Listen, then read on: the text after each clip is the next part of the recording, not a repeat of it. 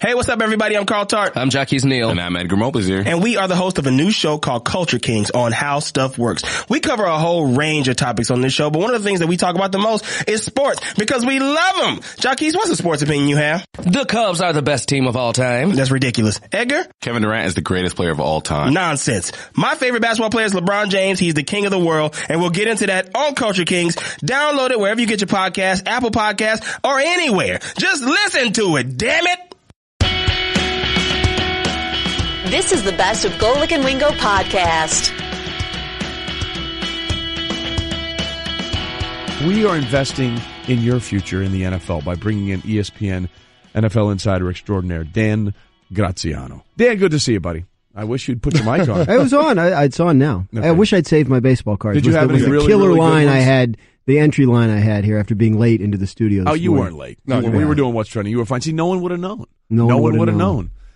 Keep, like Joel Embiid, use the mask. The mask was working. I don't think it's fair that Sixers got to use Darth Vader. I don't think that's fair. I think the Miami Heat should be upset. Well, we were trying to, and maybe you can contribute to this. We wanted to name the Embiid Masked Man movie. We have Invincible, the Emasculator. I love this line. He's not the hero we deserve right now. He's the hero we Embiid. The Process of Elimination. The Nightmare on Broad Street. Silence of the Heat. The Process is Ready, Player One. Oh, I like that one. There's a combination. So we got a lot out there. All right, there's a lot on your plate right now, obviously, with the schedule being released and everything else that's going on. It doesn't seem, despite the workout videos of Odell Beckham Jr. and Des Bryant together, it doesn't seem like this is going to be a marriage that the Giants want to pull off. Yeah, it would be interesting if players could get what they wanted just by posting workout videos, right? And that works in the NBA sometimes. Hey, we're working out together. Put us on the same team. But I don't think that's going to play in Dave Gettleman's office. I don't think you can rule it 100% out, but right now that doesn't seem to be the way the Giants are thinking.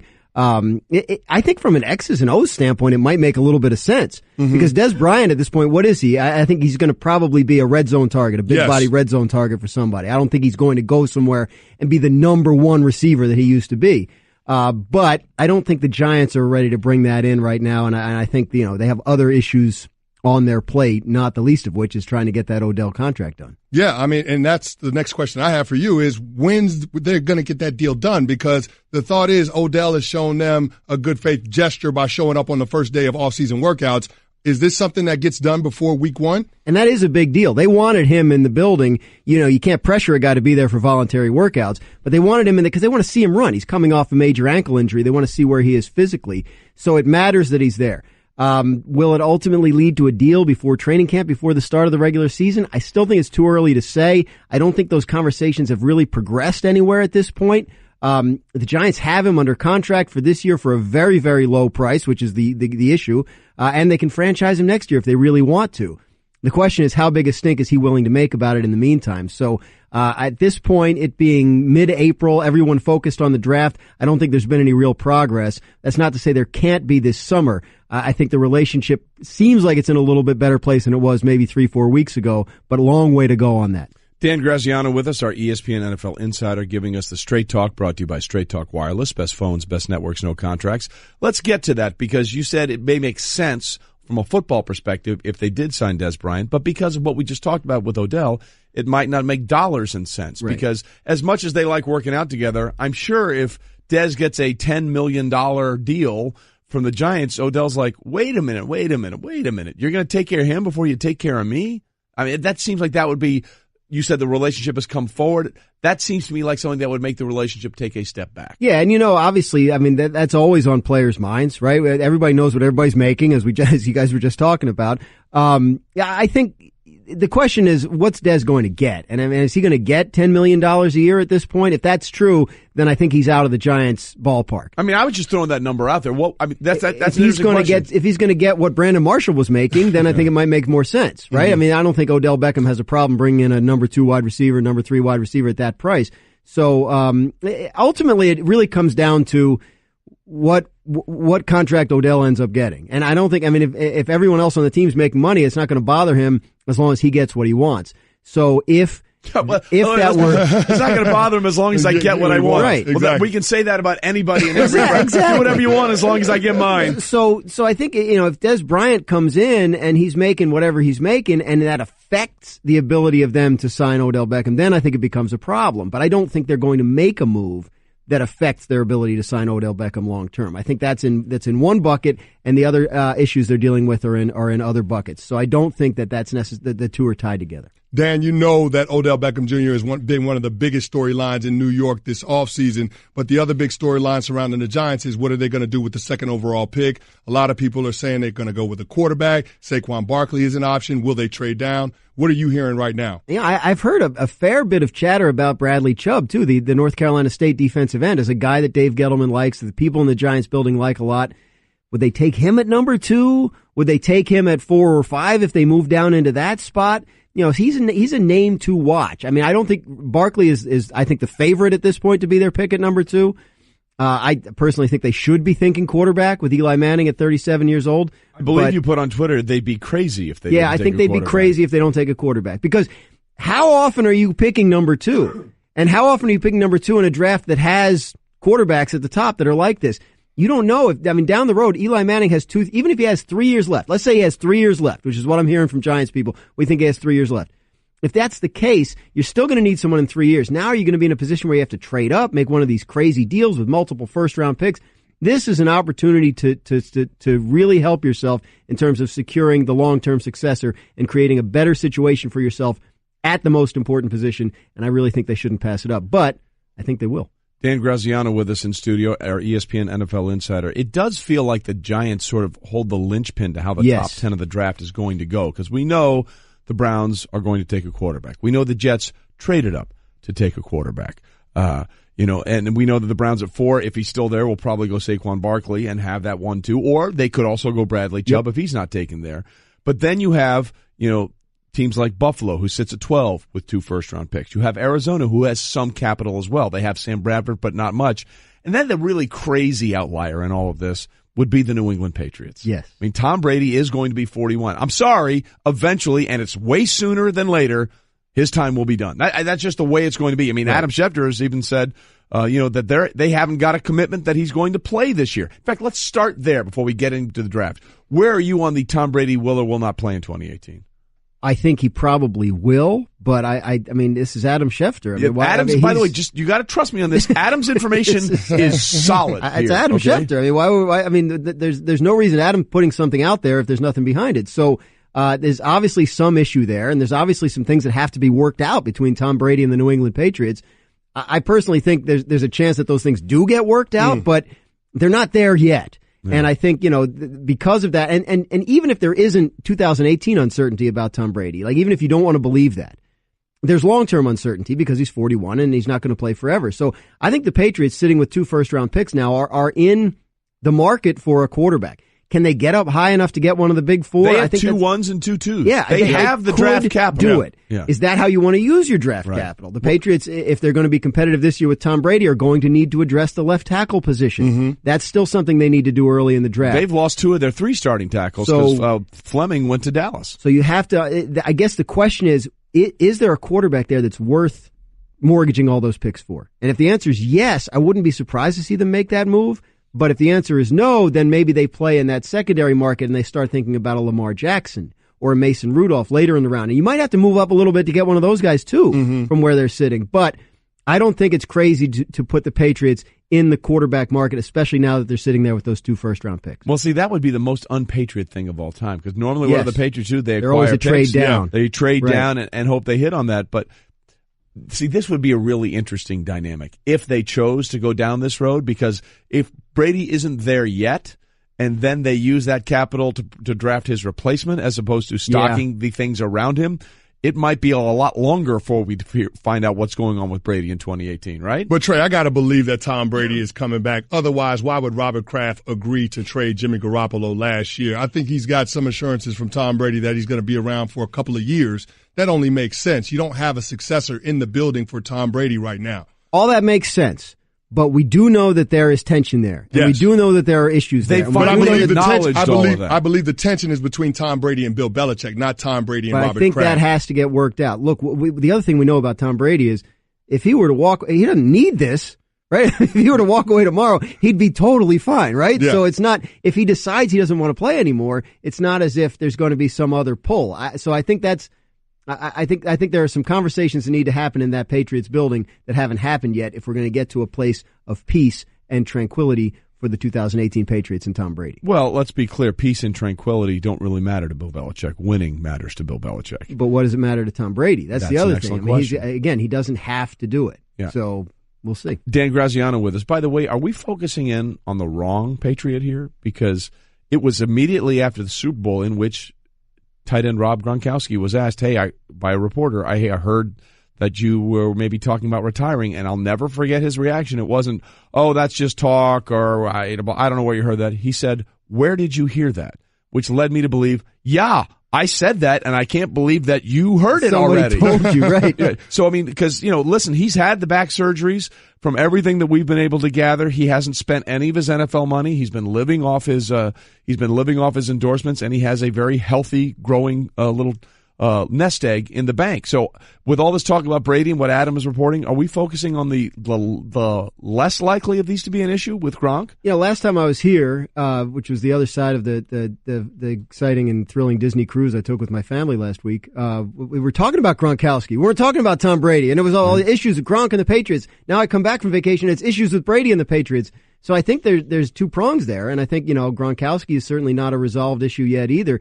I still think something has to happen with his contract to make him happy. I agree with that, Dan. I think it's a combination of the different factors, the tension with Bill Belichick, because it's clear that Rob Gronkowski is in that Tom Brady camp, and how everything went down with Alex Guerrero and TB12. I feel like all of that tension is starting to build, and Gronkowski is saying, okay, listen, I'm willing to continue to play, but I want to be compensated like a number one receiving option and not just as the highest paid tight end or one of the highest paid tight ends in the NFL. And remember, last year they loaded up his contract with some incentives that were specific to last year, and now those aren't in this year's contract. He's still, you look at his number, it's much lower than where it should be relative to his production as a top tight end.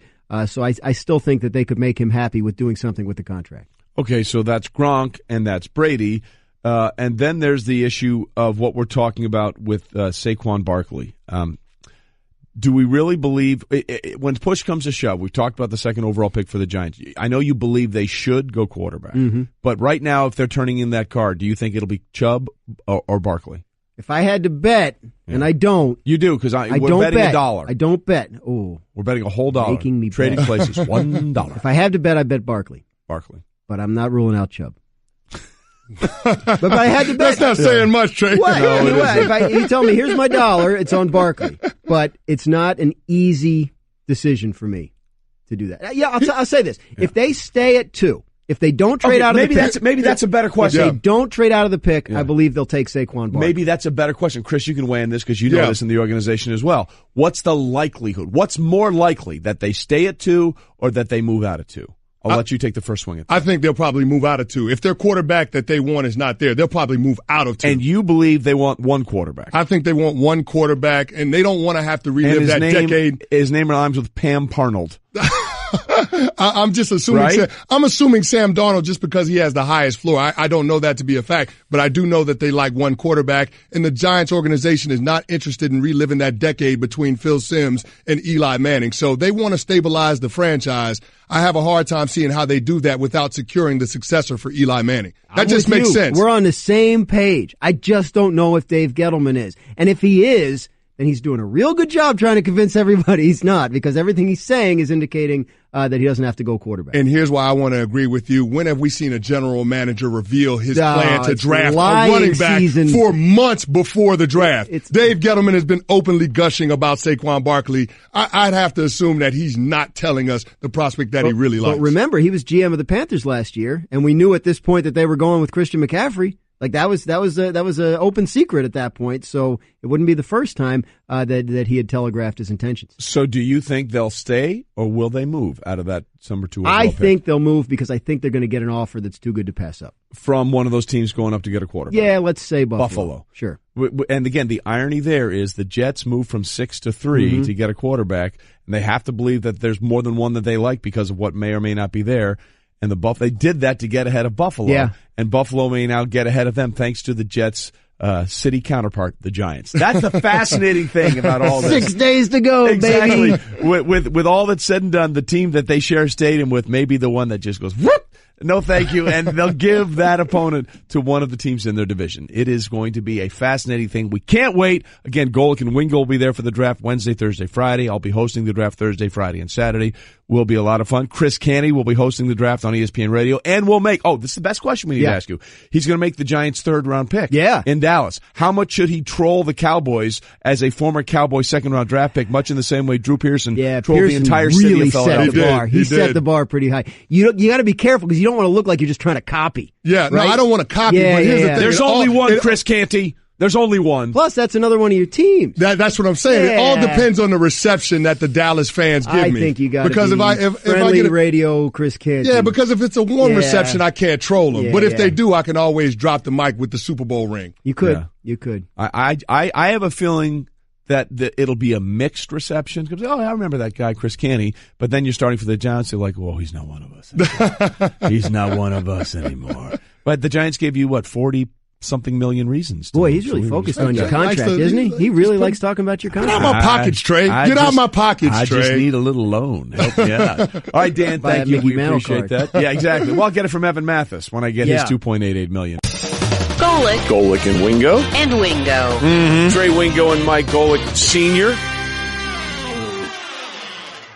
Cake by the Ocean. Golic and Wingo, ESPN Radio and ESPN News. Devin and Cliff are very happy in the booth. Don't know what happened there, but all right. We are presented by Progressive Insurance. All phone guests join us on the Shell Pennzoil Performance Line. Trey Wingo here. Chris Canty in for Mike Golic from 98.7 ESPN Radio in New York. And that was one of your callers from the Humpty and Candy show. Yep, right? That's Tony from Akron, yeah. Okay, so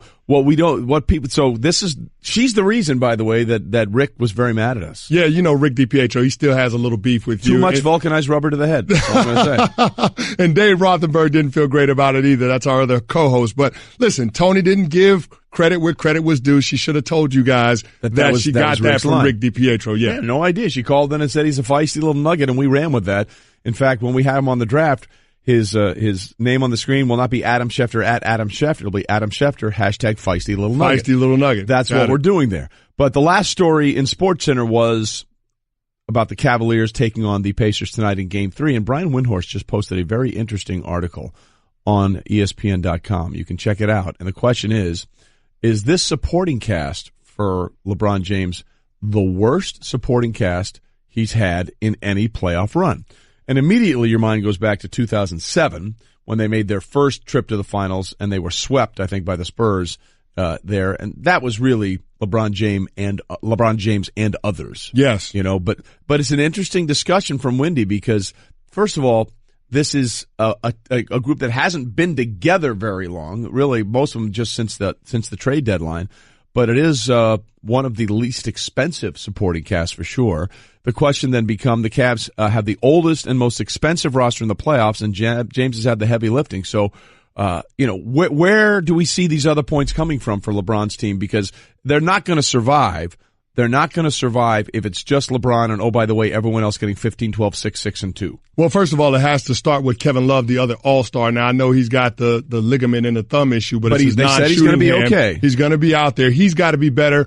Rodney Hood has definitely got to be better. You brought him in to be one of those spot-up shooters, a perimeter scorer, that kind of guy. He hasn't necessarily filled that role that they thought he would. J.R. Smith, we know he can be streaky and he can be hot, but when he's cold, he's ice cold. And so those are the guys that are really going to have to carry the load in terms of being better offensively. But where I worry about this Cavs team is defensively. Yeah. You got these guys at the trade deadline because they were younger and more athletic. You thought that you would improve defensively, and that hasn't necessarily been the case. So that's put a lot more on LeBron James right now. And this is the first time we've seen him in a long time struggle in the first round of a playoff series. Well, the interesting thing there is the defense has been the one thing that's been kind of okay during the first two games of the playoffs. They've held Indiana to under 100 points in each of those games. But you're right, that was a huge problem for them in the regular season. But as Wendy points out in this article, and it's a really interesting article because I think most people say clearly 2007 was the worst team he had around him, and that might be the case eventually. But the 5 leading scorers in the regular season after LeBron are Kevin Love, Kyle Korver, Jordan Clarkson, Jeff Green, and Rodney Hood. They are a combined 22 of 68 shooting so far in the first 2 games. So James has basically scored or assisted on 62% of his team's buckets. Now, if that would hold out, that would be the highest number of his playoff career per ESPN Stats and Information. His current high was back in 2009 at 54%. So, again, this goes back to the MVP argument we've had before.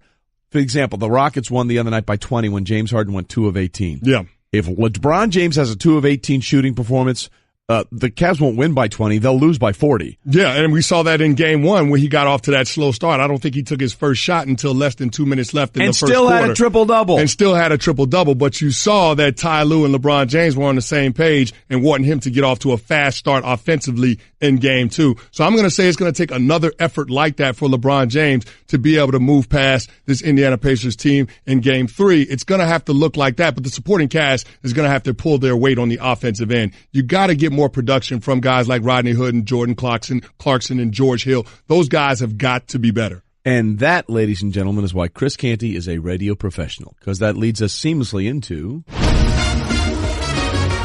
Over, Under, with Golic and Wingo.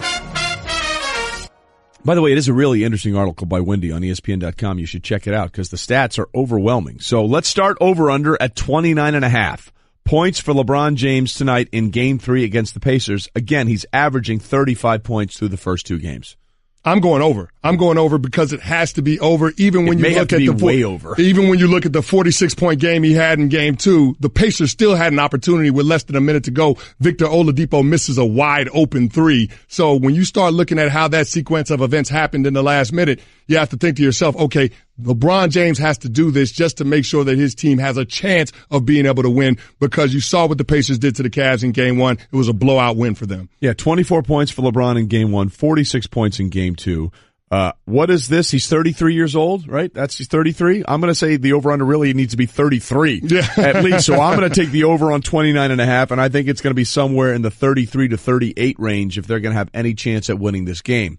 Over-under brought to you by Grasshopper, the entrepreneur's phone system. I've always wanted to be entrepreneurial. Run your business from your mobile phone. See how it works at grasshopper.com. Okay, we continue on. Over-under. 1.5 losses for the Warriors before the Western Conference Finals. I'm going under.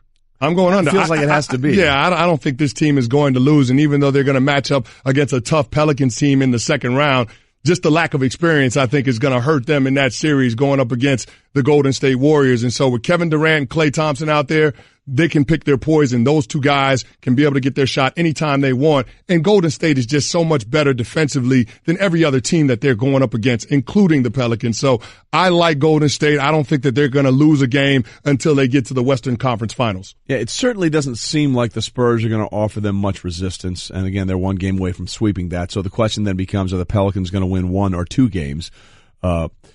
I guess it's possible that Anthony Davis could go bonkers in a couple of games and they could go that way, but and Drew Holiday's going to have to do what he did the other night if that's going to continue. Yeah. And get a couple of games off Golden State. So I'm going to go under as well. I think at the most they'll lose 1 game before what we're thinking is going to be a potential Western Conference Finals matchup with Houston. Okay.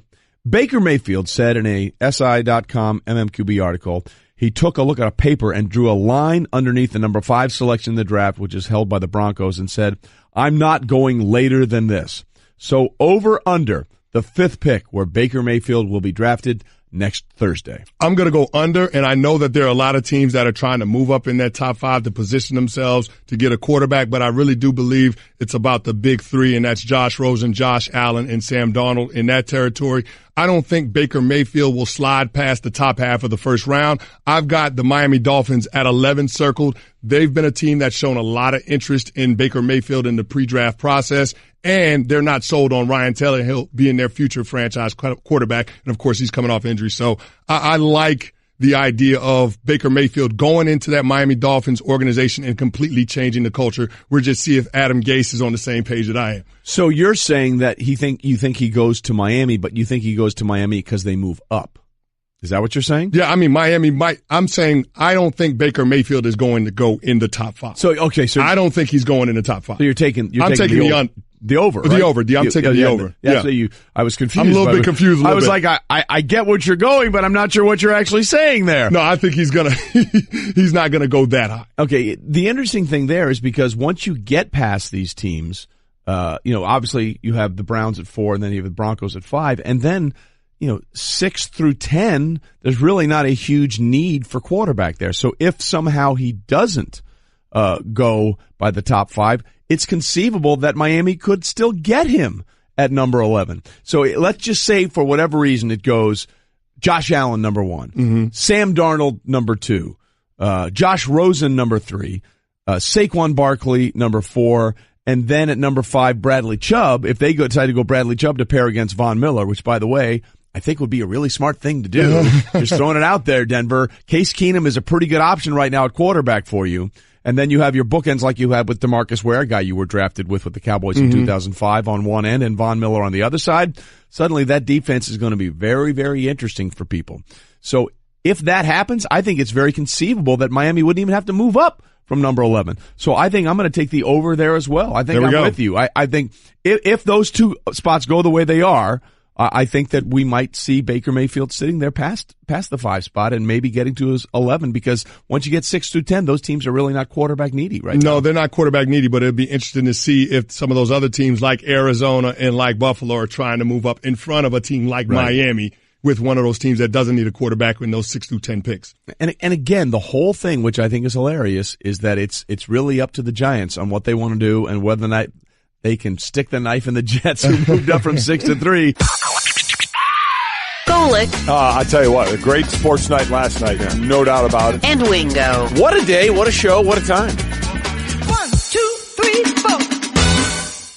Hey everyone, Mike Golic here. Support for the Golic Wingo podcast comes from our friends at Rocket Mortgage by Quicken Loans. Chances are you're confident when it comes to your work, your hobbies, your life. Rocket Mortgage gives you that same level of confidence when it comes to buying a home or refinancing your existing home loan. Rocket Mortgage is simple, allowing you to fully understand all the details and be confident you're getting the right mortgage for you. To get started, go to rocketmortgage.com/Mikes. Equal housing lender, licensed in all 50 states, NMLS, consumeraccess.org number 3030. Winning at sports and at sports broadcasting means changing things up. Just like La Quinta Inns and Suites is changing up their look. A renovated lobby that's so contemporary it even makes Golic look cool. Yes, it does. And a totally updated fitness center that even has Wingo feeling like a workout. I'm ripped. Plus plenty of comfortable spaces to hang out. Yep, this La Quinta look definitely has a vibe of victory. So you can just relax, refresh, and get ready for your next big meeting. Prepare to win at business with La Quinta Inns and Suites. Book now at LQ.com. I like those horns, man. I want big sound. I get this. And they get this.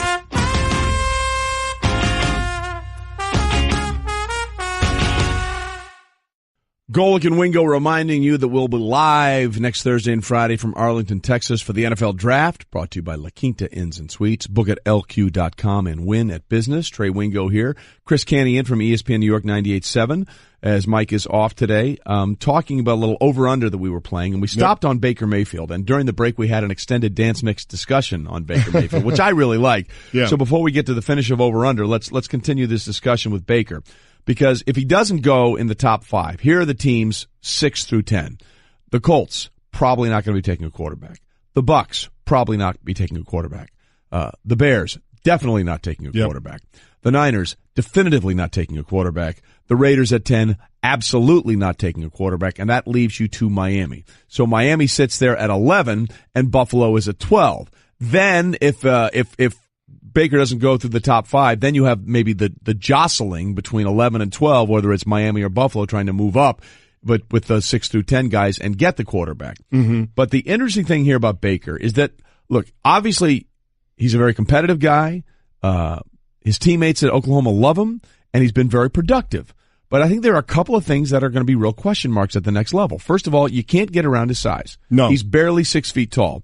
The only 2 quarterbacks that I know that have been very successful, I think Michael Vick was 6'2" or 6'1". He was not as short as Baker is. Plus, he was a freakish athlete. Well, he ran like a 4.3 40. So exactly. So let's exclude him.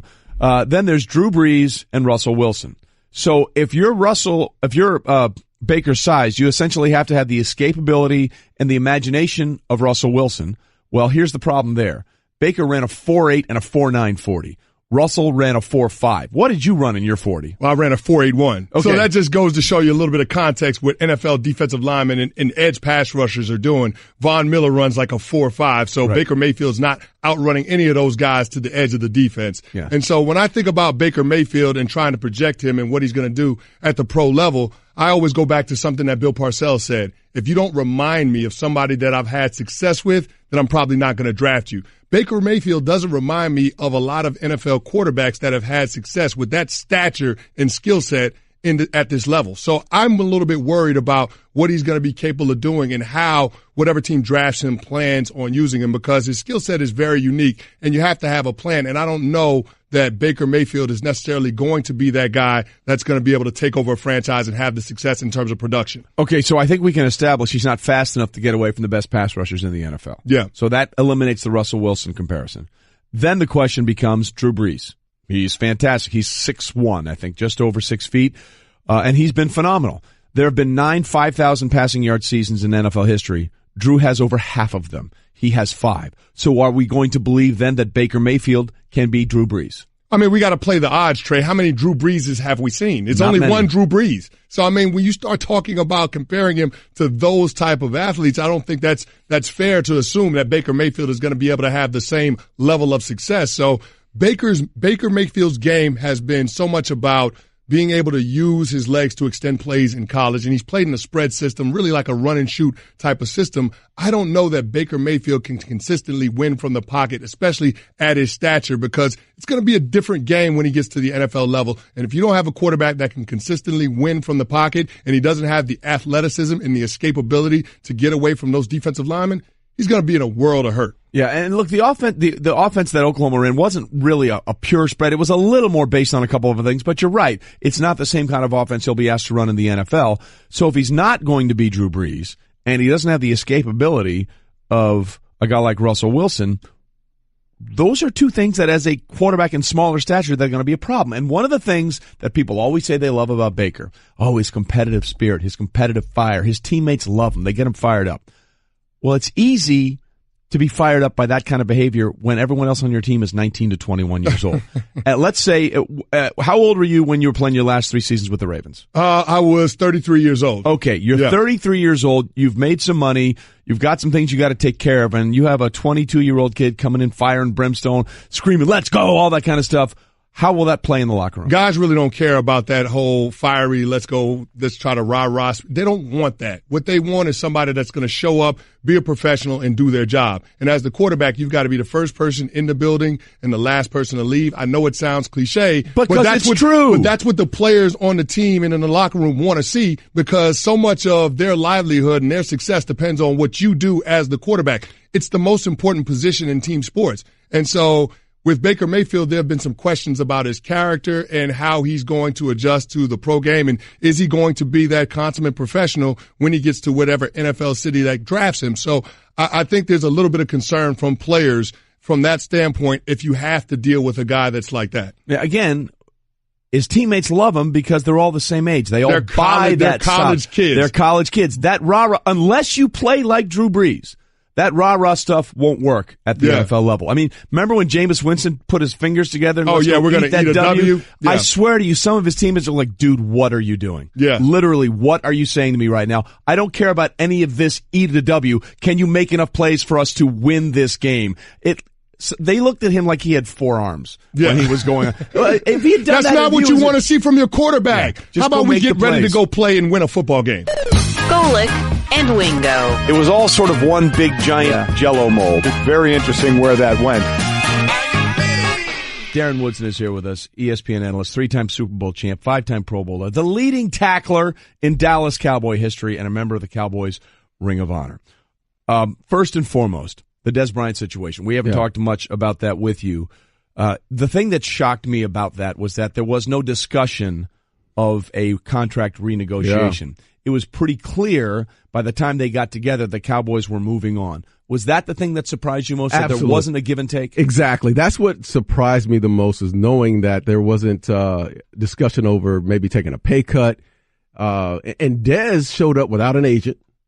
I think he felt comfortable about the situation when he walked in the door. And there was no negotiation. The Cowboys had made this decision. And I, listen, Jerry Jones is the guy who's going to have the final say. But Stephen Jones has set precedents throughout this whole talk about the Dez Bryant situation. He's basically been the guy that's been strong-arming this entire situation. I think Stephen Jones and the Cowboys all together understood, look, if the production is not there, are we willing to deal with Dez being late for meetings, Dez not having treatment? Are they willing to deal with the off-the-field issues? How much of that was an issue? I think it all played into itself because, the numbers weren't there anymore, that they felt like, he didn't deserve the big contract. But I think that played into it as well. It's just, sometimes you can forgive the warts. The guy showing up late, the guy not getting treatment. You can forgive those warts because on Sundays he's making big play after big play, and you say, okay, well, yeah, he didn't do this, but hey, on Sunday he's making these big plays for us. I think that it just offset itself. Now it's like on both sides. Are you willing to deal with the warts and the lack of production? And they were not willing to deal with either one. And I think that's where the decision came in to say, hey, look, let's just part ways altogether. No, we're not cutting the salary. He's going to go out. We're just going to release him. He's back out on the market. I think that's where the Cowboys were. And I think that's a Stephen Jones decision that came down the hand. Yeah, and to me, I think it's more to do with the chemistry and culture part of it behind the scenes rather than just the production. Because from a production standpoint, if the guy is not giving you a certain level that matches the pay scale, then you go back to the negotiating table and you figure things out. But the fact that there was no restructure, there was no conversations around that, lets me know that there were some coaches and maybe some players that don't want him in the building. So spinning this whole thing forward with Dez Bryant, and knowing the way that he left, saying that he's going to see them twice a year, do you think that there's a likely landing spot for him in the NFC East? You know what? I think that's what he wants. Yeah, exactly. I think that's what he wants, but Dez is a businessman as well. And I think the business has to be right for Dez. Listen, I'm a firm believer in Dez Bryant, that he still has something left in the tank, that he has at least 2 to 3 years left where he can show you that he's a dominant receiver. I still think the business needs to be right for him. You just don't make a decision to go with the New York Giants or whomever it is in the NFC East and then take less money. That's a bad business decision. And if Jerry Jones has taught him anything, it's to make good business decisions. So if there's a team that's out there, if it's a Green Bay Packers team who's willing to offer him more money with a great quarterback at the great quarterback position, if it's the New Orleans Saints with Drew Brees, I think he has to look at the best fit for him that makes financial sense for him. It can't be, well, Odell Beckham's on the other side, I'm going to be over there, and I want to get back to the Cowboys. That's not a good business decision. Darren Woodson with us, our ESPN NFL analyst, of course, longtime Dallas Cowboy. So the question then becomes, you know him better than most. He's not the guy that he was in 2014 when he had 16 touchdown catches. Who is he at this point in his career? What is Dez Bryant? I think Dez Bryant is a guy that, listen, are we looking at the explosiveness that he's had in the past? And I think there's a lot that plays into this. And I'm not making excuses for Dez, but he's had a couple of injuries. Yeah. That never got, that's that just never healed. And he never took care of those injuries. Okay. And then he tried to go out there and play through those injuries, and that didn't work out. He went through a quarterback situation where Romo, who was his guy, who could put the ball exactly where he wanted to put it, had his injuries and he dealt with the lack of quarterback play at the same time. And then Dak Prescott comes in, young quarterback. They changed the whole outlook of this offense. They want to run the football. And through that process, he became a team player. You didn't hear Dez arguing about, not getting balls. He saw the team was transforming into a run first, pass second football team, and he bought into it.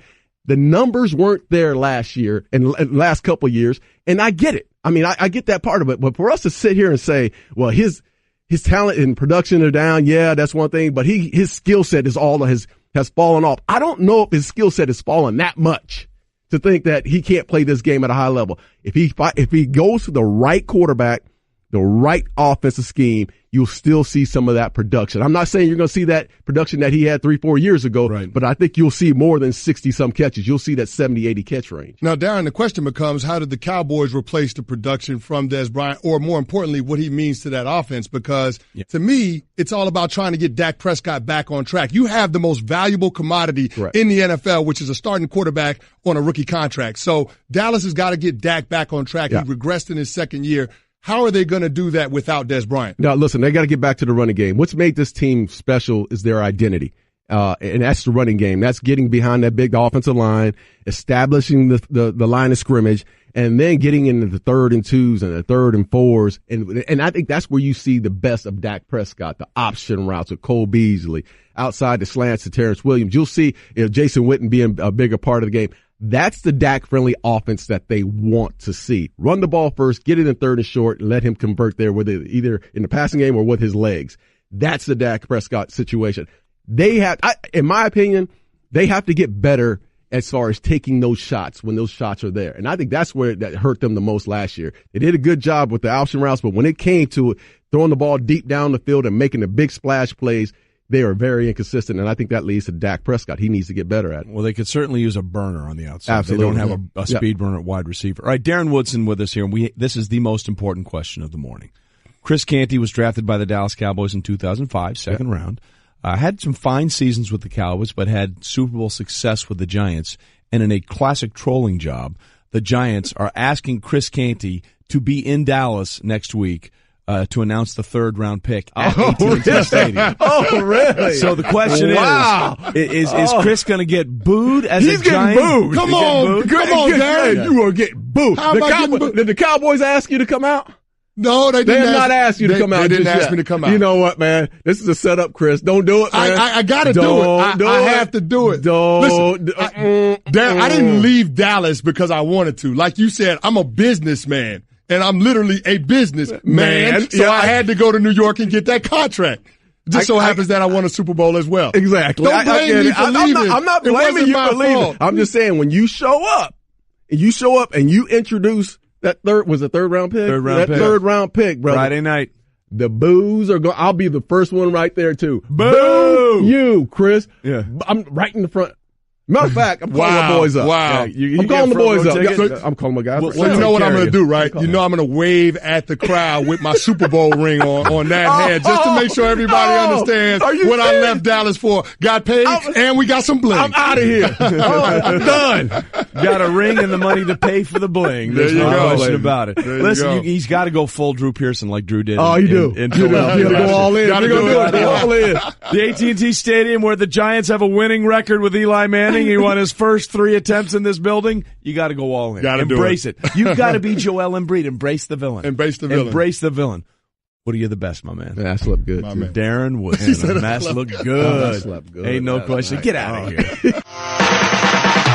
Golic and Wingo. Let's not expect too much. There's only one person out there that's expecting way too much out of this guy too early. We know who that is. It's his father.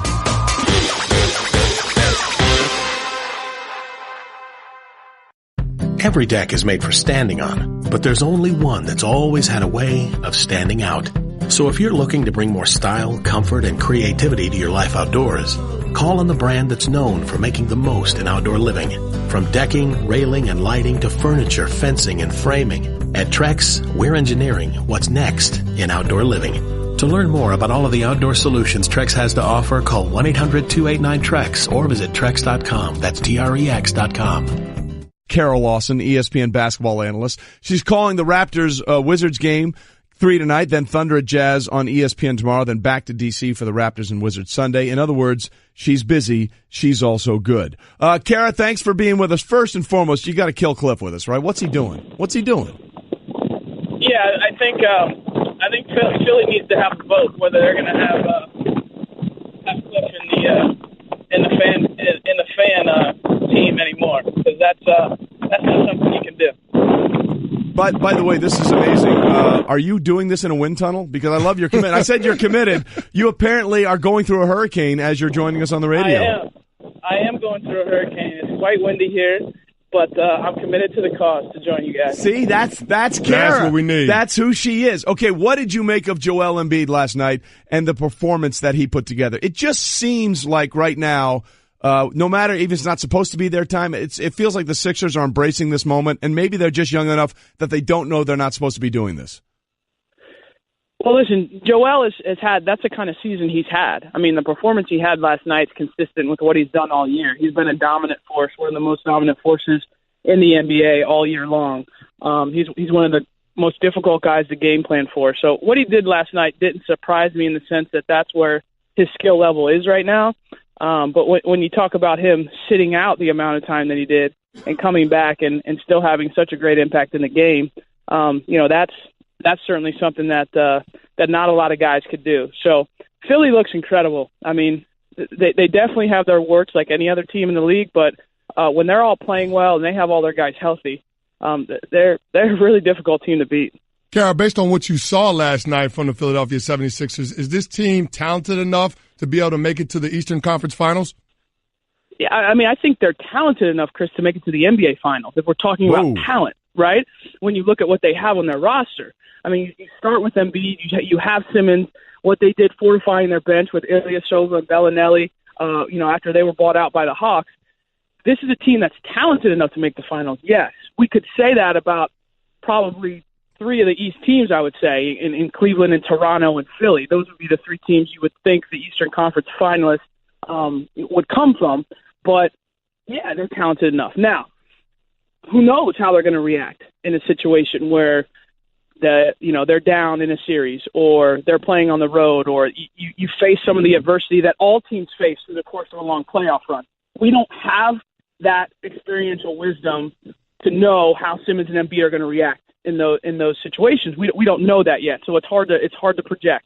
But from a talent standpoint, these guys are as good as any team in the East. Well, look, nobody knows talent like Kara Lawson because real recognizes real. Kara Lawson, an ESPN basketball analyst for us, WNBA champion, Olympic gold medalist, went to Tennessee. She does the Wizards color commentary on local TV and also does great stuff for us and became a meme in the championship game because of the heroics by Notre Dame over the weekend with the stoic Kara Lawson face. Everything was going on around her. I am focused on the job. I am focused on the job. I am focused on the job. So let's focus in on LeBron James tonight. Look, he's been phenomenal in the first two games, Kara. But somebody else besides Cleveland has got to step up if they're going to get past Indiana, let alone get to the conference finals here. I mean, it has been LeBron James and others kind of in the first two playoff games like it was in 2007 when he carried a bunch of no-names to the NBA finals that year where they lost. But there are guys there that have got to step up. I mean, he's contributing either buckets or assists on 60+% of their points. That can't sustain itself. Who can step up for them tonight? The number one guy you would expect to step up would be Kevin Love, right? I mean, because he's the guy that you've seen have terrific performances before. Kind of like we talked about with the Philly guys, some of these guys are unknown. Some of the guys in the trade, whether it's Rodney Hood or Larry Nance, obviously George Hill's had playoff experience, but I don't know that you can be saying, okay, we're going to put everything or we're going to depend everything on guys maybe that haven't done it before. So I think you look to the players that have been within that locker room and Kevin Love is a guy that I think is most equipped to step up in a situation and help carry a team for long stretches. Other than that, this is just a different Cleveland team, and we all know that. They don't have the guy like Kyrie Irving that you can give the ball to and that can carry you for a half or for a game. They don't have that anymore. So the lion's share of this is going to fall on LeBron. I don't think that's going to change. For them to continue to win, he's going to have to take on the gargantuan task of carrying a team that he's done all year long. I mean, guys, this is something he's done all year. I mean, he's done this all year. They've had guys in now the lineup. Ty Lue was out. I mean, he's done this the entire season. And, I just don't know that there's a recipe with the current roster for one person to do it, game in and game out. But the player most equipped would be Kevin Love. Carol, going out west, looking at that OKC-Utah Jazz series, OKC's big three went 0 for 14 in the fourth quarter of Game 2. Were you a little bit surprised by that, and what do you make of what this group will look like in Game 3? Yeah, I think this could end up being the best first-round series, guys, of the NBA playoffs when you look at the Thunder in Utah. And, I mean, I obviously watched the game and went back and watched the tape, and a lot of those looks were good looks. I mean, they just didn't go down. I was a little surprised, that those three guys went scoreless, particularly Westbrook and George, because of how well, they played in that series. And when those two guys are going, it really doesn't matter what you do defensively. They're going to find ways to score. But Utah is very good on the defensive end. And Donovan Mitchell's been terrific. He's really stepped up and been the team leader in terms of the offensive end of scoring the ball, and he's gone right back at Oklahoma City and has shown a great deal of fearlessness. So I'm excited. I think Game 3 is going to be incredible. The crowd out in Utah is great, just like it is in OKC. And like I said, I think this has a chance to be the best series of the first round. Well, it's been a lot of fun. And again, you're calling that game tonight with Ryan Ruocco or tomorrow night, and your sideline reporter will be none other than Adam Schefter. So for people that don't know, Kara Lawson's nickname when she was growing up was Little Bit. Okay. Really? Okay. A little bit. And now she's got Feisty Little Nugget, Adam Schefter. So we got Little Bit throwing the Feisty Little Nugget, which could make for some really good fun. But since we've got you on the phone and you're doing that game, real quickly, who's the Rookie of the Year, Ben Simmons or Donovan Mitchell? Ben Simmons. Yeah. Not even a question. For me, it's not. Okay. But that doesn't mean it's not That close. might be the first wrong thing you've ever said, but that's all right. No, that doesn't mean it's not close. I mean, I think Donovan's had a fantastic year, but to me, it's Ben Simmons. All right, so then the MVP question, Harden or LeBron? Harden. Wow, 0 for 2, Kara. I'm shocked. Why Harden? Who am I being judged against? You? Me. Okay, here's my argument. You ready? James Harden went 2 for 18 in a playoff game, and Houston still won by 20. If LeBron goes 2 for 18, they'll lose by 47. It's a regular season award. I understand that. What he does I in the understand it, playoffs but what I'm saying is it's showing the value each one has to its team. So we're talking about if you take James Harden away from Houston, are they still a playoff team? Yeah, they're still a playoff team. Okay, if you take Cleveland, LeBron away from Cleveland, do they win 25 games? No, they don't, but you're penalizing James Harden for having a good roster? That's not James Harden's fault that he has a better roster. Value. Why is that his fault? Why should he be penalized? Value. It matters. All right, I will give it to you because you clearly know more about this. And we do this every time we have Kara on the show. She's not just a basketball person. She knows everything about sports. She doesn't know I'm asking these questions. I'm going to fire them away anyway. Who do you think will be the first quarterback taken in the draft next Thursday? Oh, first quarterback taken, probably Darnold. Yep. Okay. Who should be the first quarterback taken? Well, I don't know if he should be the first quarterback taken, but my favorite quarterback in this class is Baker Mayfield.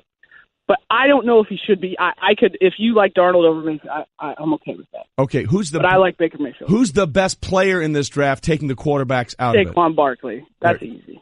All right. There you go. Who's the leading favorite, do you think, to win the U.S. Open at Shinnecock? Oh, I mean, I went with Rory at the Masters. I'd probably stay with Rory or Spieth. All right. See, listen, she knows stuff, man. Not even a moment's hesitation. She's on top of it. You want to feel good about yourself, then you talk to Kara Lawson about sports, and you're like, damn it. All right, Law Dog, we appreciate you. We're looking forward to Saturday night, Little Bit and Feisty Little Nugget working together. Appreciate you as always, Kara. All right, thanks, guys. I braved the wind tunnel for you. So. I know. We appreciate that. This is what Kara does. She just changed the weather. So get on that and add 20 degrees to the East Coast, please, and you'd be a hero, okay? You would be more of a Joel Embiid force than anything else. Just get on that. All right, I'll work on that. I'll get to work on that. Thank you. Kara Lawson with us. We'll see what happens as Ryan Ruocco and the feisty little nugget, Adam Schefter, get us with the game Saturday night in Utah. It should be a lot of fun. This has been the Best of Golic and Wingo podcast. You can listen or subscribe on the ESPN app, Apple Podcasts, or just ask your smart speaker to play Golic and Wingo. Plus, you can check the guys out live weekday mornings from 6 to 10 Eastern on ESPN Radio and on ESPN News.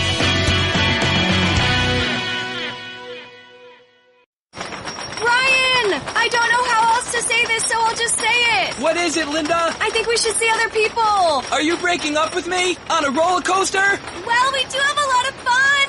Maybe we should stay together. An emotional roller coaster? Surprising. What's not surprising? How much you could save by switching to Geico. I just need a little me time. Geico. 15 minutes could save you 15%.